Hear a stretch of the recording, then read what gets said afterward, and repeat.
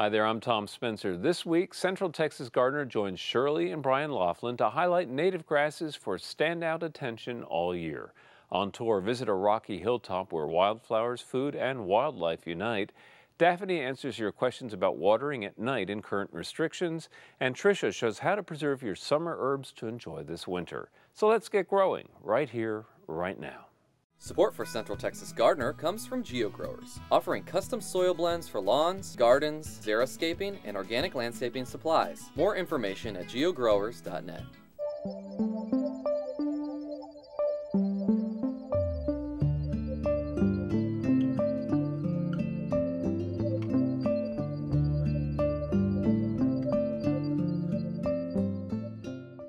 Springtime wildflowers start with fall planting. To inspire the vision ahead of us, let's take a tour of a rocky hillside where two dreams unite to make way for flowers, fruit, and fun with wildlife. On a hill overlooking Lake Travis in Leander, Betty and Gerald Ronga built their house of two dreams. It was also the dream spot for Betty's garden visions, hampered by shade in their Austin home. She spent hours on Meditation Rock, designing the space where she could grow everything under the sun. But before she planted even one thing, she concentrated on travel patterns, water flow, and drainage. In the front, well, when we put the courtyard in, we obviously, again, on rock, solid rock, we had to figure out, Betty is the water diversion genius, you know, and so she looked at it all, and I had some fellows come in and put a lot of dirt in, and she had them grading it and deciding how we were going to get the water to run off, and she graded it and had it run off kind of on each side of the main entrance with two little dry creek beds, and had to put a hole in the courtyard wall to get out one side and through the gate on the other, and it's worked beautifully. So when it comes to routing water around, this is this is the lady you want. She thinks about that anytime she starts working on any gardening project. She's thinking about where the water's coming from and where it's going to go. The courtyard was inspired by their many trips to Mexico, starting on their honeymoon.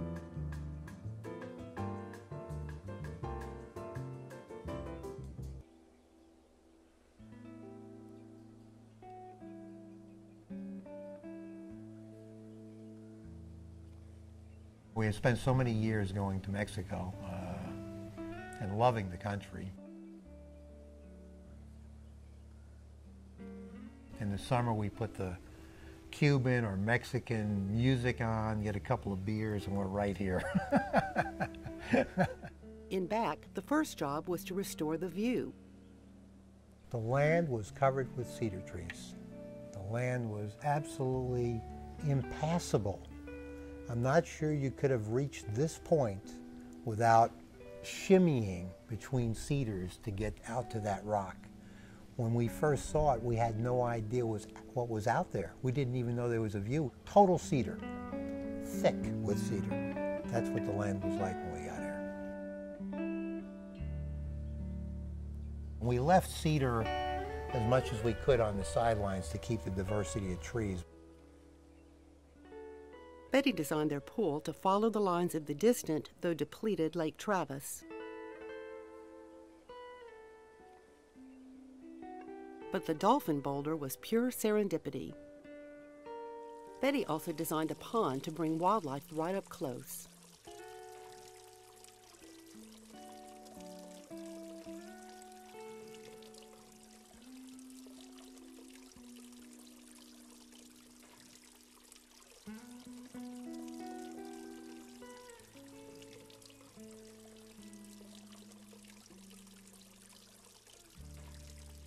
A mound of rocks from the pool and pond excavation inspired an idea.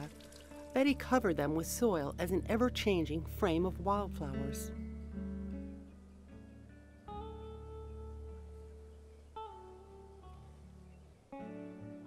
Betty's pathway design accounted for drainage along with wheelbarrow traffic.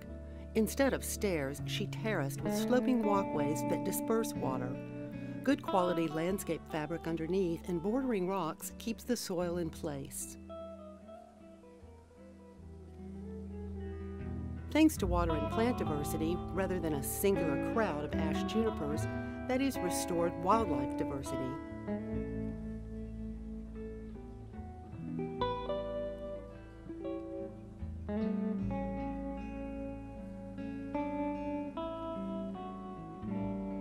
It is an assault on your senses when you come out here.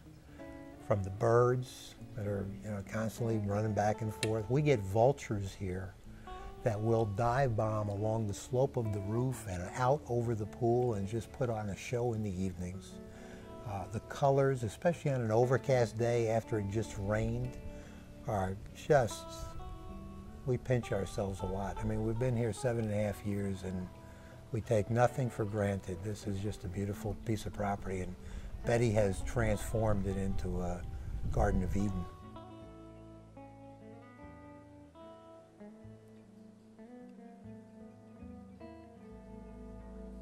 For the kitchen, it's also a true Garden of Eden.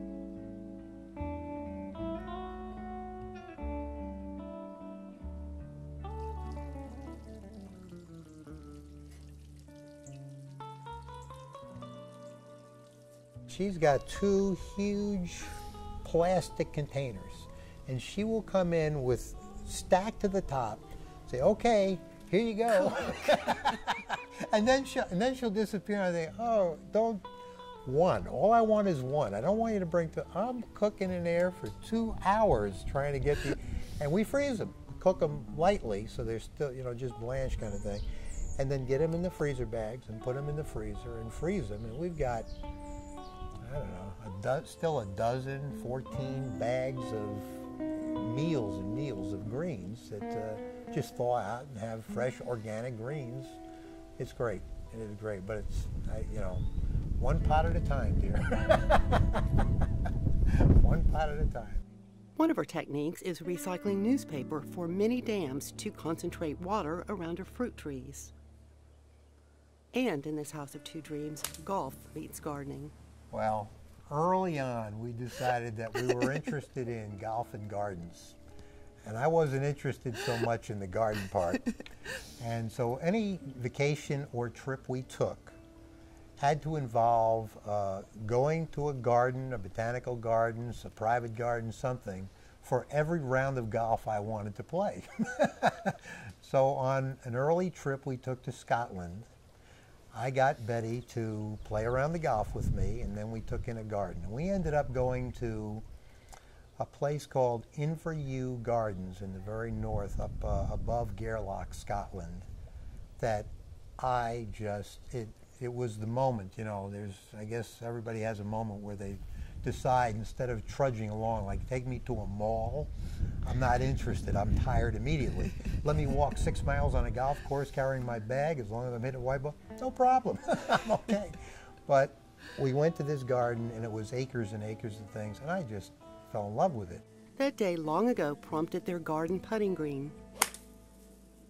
I now have the best of both worlds, golf and gardens.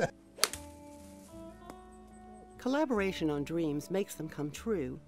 Wrangling them to reality can be another story, but it's just part of what really makes a house of 2 dreams. Mexico and Latin America were the inspiration for the house and the design. When we started, we were dreaming. And when we started, when we were building, nightmare. When we started, we were dreaming, right? We could put another sign right next to it. Thanks for sharing your garden with us. And now we're going to turn our attention to some of the all-star plants of the Texas Hill Country, the native grasses. And we're joined by Brian and Shirley Loflin, who have written a great book, A Field Guide to the Grasses of the Texas Hill Country. Welcome to Central Texas Gardener. Thank you. Well, Glad thank to you, be here, Tom. Tom. It's really nice to be here. Well, it's a real pleasure to visit with you, and one of these great topics, because when I think of the Hill Country, almost every time I think about it, I think about its long history, and I've learned over the course of the years that it used to be really kind of grass country more than what we think of it today as cedar country. You're exactly right. In fact, if you take our area here in Austin and divide it by I-35, we've really got 2 different parts. We've got the blackland prairies on the east, and we've got the hill countries on the west. And everybody thinks of that as a hill country forest. Well, originally it was part of the mixed grass and some of the shorter grass prairies. Right. And it's just grown and blossomed from there. And of course, a lot of the invasive species that we don't really care to have there have really done well, and it gives us a little bit of a problem. Well, grasses play a critical role in the environment, and they're really a central part of the ecosystem. And a lot of it has to do just with, and people don't realize this, those really long roots. They really play an important role, don't they? Well, switchgrass is one of our favorites, and it can have roots as deep as 10, 15, sometimes 20 feet. I don't think people realize this. They don't. It's great for soil stabilization. Exactly. It plays a critical role in holding on to what little soil we have, Isn't that the truth? Not only that, but grass roots do a lot of other things too, in addition to holding the soils together. One of the things that they do is create aeration. You know, they create some porosity to the soil so we can have good drainage, and that's important for all of our plants. Well, and also for us, you think about the flooding and runoff we get sometimes in those places without the grass, right? You bet. One of the things that's been a problem in some places too is some of the grasses that were selected for actually holding soils together. When the railroads came through, they brought some things that weren't really desirable nowadays. And what we really hope now is that a lot of people really pay attention to natives, because native grasses, I think, are very, very important. Those seeds and those grass plants they've been here for a long, long time, and they help us more than we have to help them, you know, because they like it here. And you can create a lot of good landscaping opportunities with natives that don't require a lot of water, don't require a lot of fertilization, and don't require a lot of mowing and a lot of other care for us, which helps us in many ways. And on top of that, aesthetically, they're really beautiful. And this is one thing I really like about your work, in your book in particular, great photography of the plants. Thank you. But you've actually framed some of the grasses, and actually that's become a kind of a sideline thing. People are so taken by the beauty of them. Thank you. We generally, I take an herbarium of our work to show people when we're talking about grass what some of them look like up close. And many said, "Are you selling these?" And I thought, well, no, but I can. So that kind of started a little sideline for myself. Well, they're beautiful forms, and they work so well, blended in lots of different ways in the landscape. But we're going to be talking about that in a little while. But one thing I do want people to know is that a lot of times they think of grass as being just a warm season plant, but these are year-round interest in our area. And I think in particular in the fall, when the seed heads are up, they're stunning.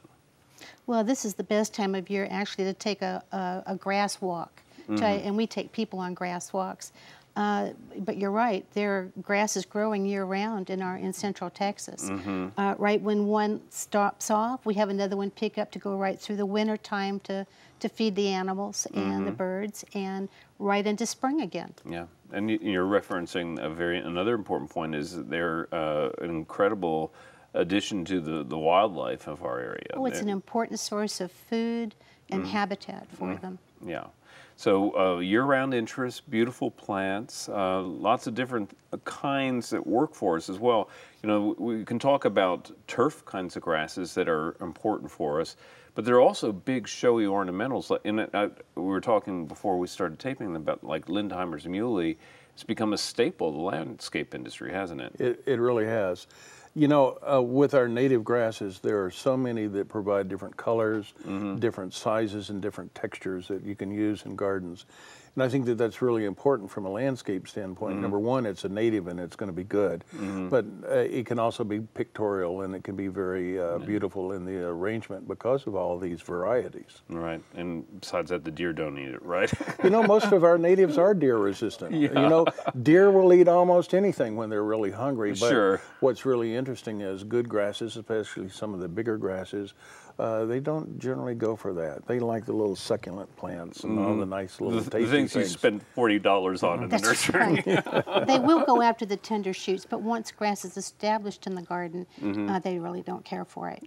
Well, that's a bonus for sure. Absolutely. Well, let's talk about some of the different species that are really beneficial. Now, a lot of people are looking to native grasses now After the desperate drought last year, people are looking at the water situation in our region, knowing that we have to cut back in our water use.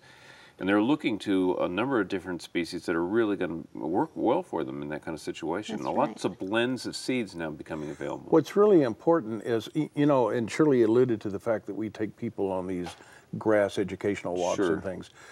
Several years ago, one of those groups happened to be professionals from the city of San Antonio Parks and Recreation. And they said at the time that 60% of their water goes for turf irrigation. Oh, yeah. You know, and that's a big number. Now, what's important now is that we have a lot of good varieties and a lot of good mixes that will work well in our area.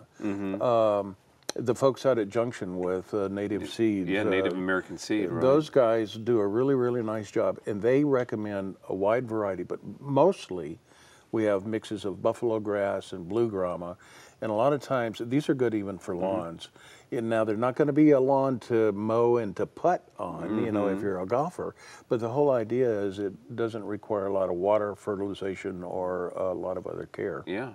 And also curly mesquite is one that's used in those kinds of settings as well. It is, and if you want some variation, some of their mixes even have our state grass, which is side oats grama, and some of them even have, I think it's a little large, but they have a little blue stem in there. And all those grasses are good, solid grasses that will live and thrive even though we're in a drought. Yeah, and it's just a matter of shifting your expectation a little bit from that putting green kind of mentality to something that I actually think is aesthetically more pleasing. It's got more texture, more color, you know. It is, and one of the things that I think we have to get around to getting people to understand from an administrative standpoint, especially in homeowners associations, is that we can do better without having to have a mown lawn. You know, you don't have to have that San Augustine or that Bermuda grass out there. In the fall, again, for the ornamental species, the seed heads can be among the most beautiful things in the garden. Little blue stem, big blue stem, switchgrass. One of your favorites is that feathergrass and the Gulf Muley. Gulf Muley, I have that in my yard. It looks like cotton candy when the sun's shining through it. Right. Beautiful. We have Sept Muley pink in the spring and Gulf Muley blooming in the fall. Yeah, great plants. Now, a lot of people, as we've already been talking about, are incorporating them into the landscape. And it really works across the board in the landscape, blended with perennial shrubs at just about any kind of situation, right? Absolutely, you bet. Yeah. One of the things that I think that is good is we have such a variety. We have big tall grasses, we have short grasses, we have grasses in between. They give us color and texture and a lot of interesting shapes throughout the entire year. Right. Our little blue stem is really, really cool.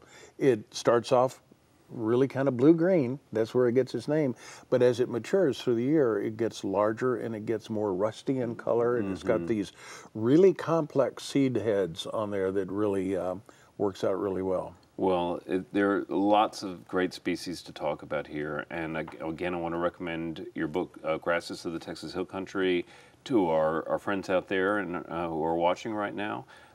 Great introduction to the books, really well organized, to the grasses, and very well organized book. Thank you so much Very for being good. on Central Well, Texas thank you, Garden. Tom. It's enjoyable. It's a real pleasure. Nice to have you. Coming up next is our friend Daphne.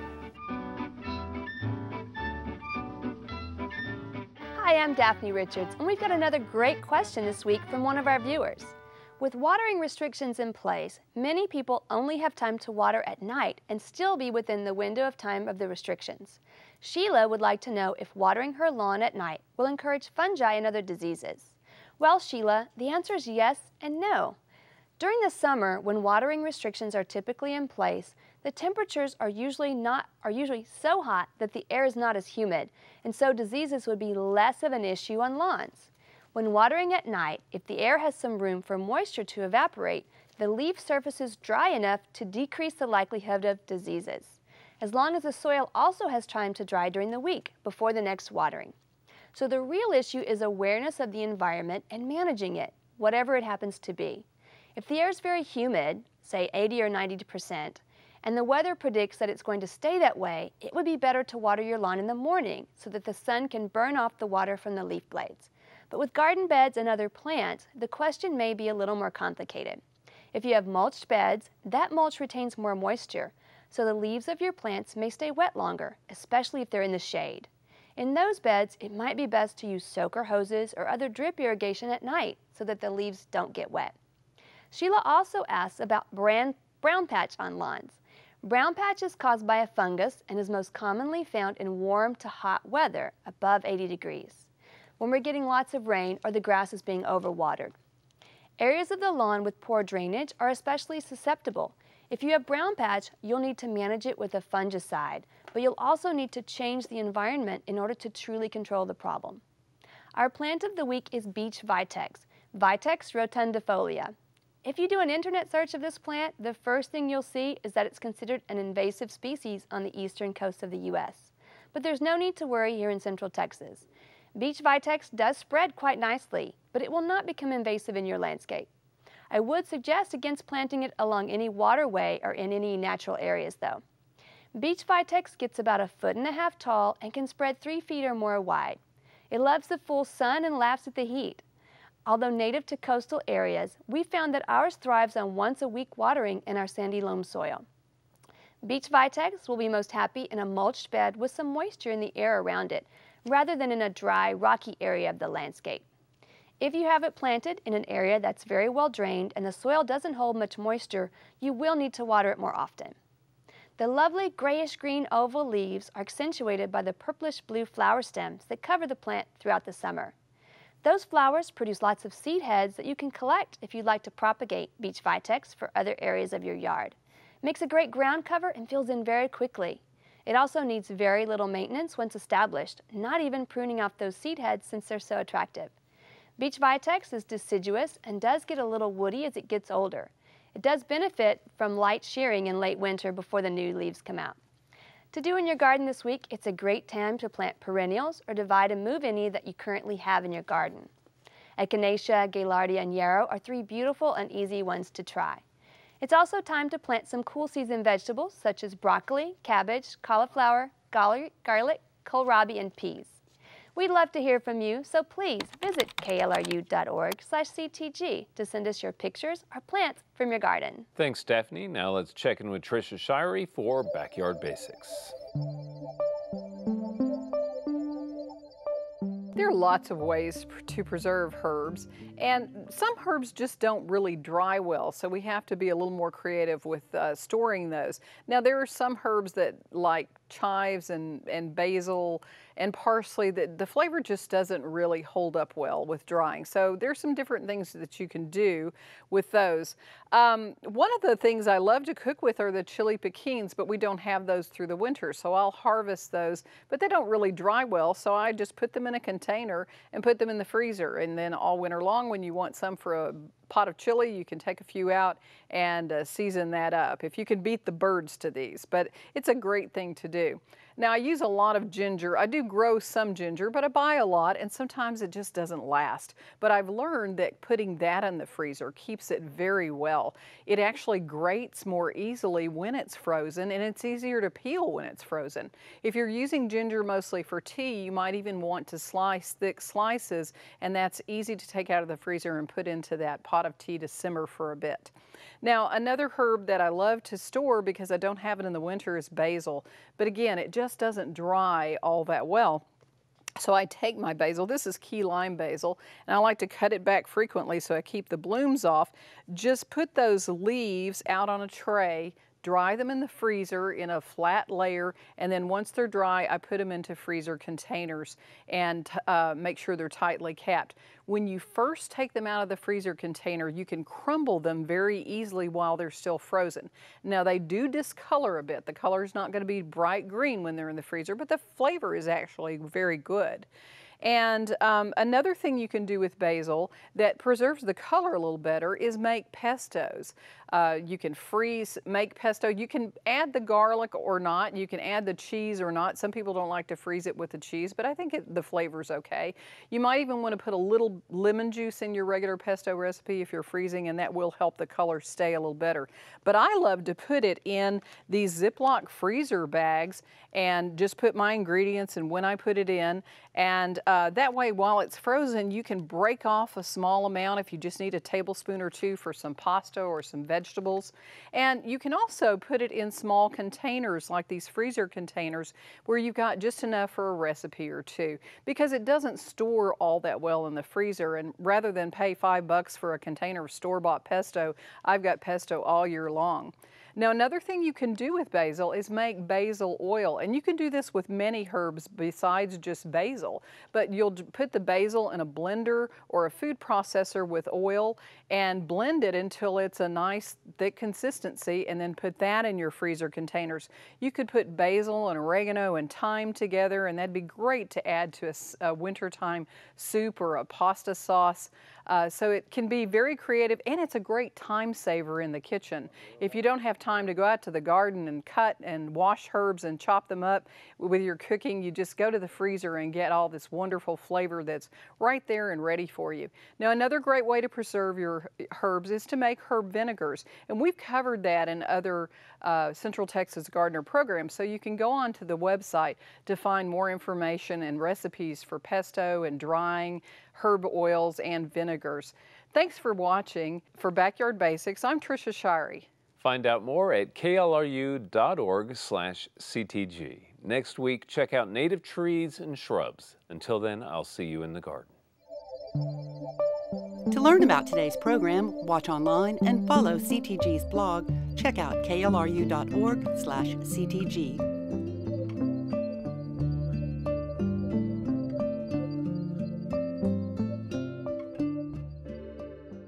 Support for Central Texas Gardener comes from GeoGrowers, offering custom soil blends for lawns, gardens, xeriscaping, and organic landscaping supplies. More information at geogrowers.net.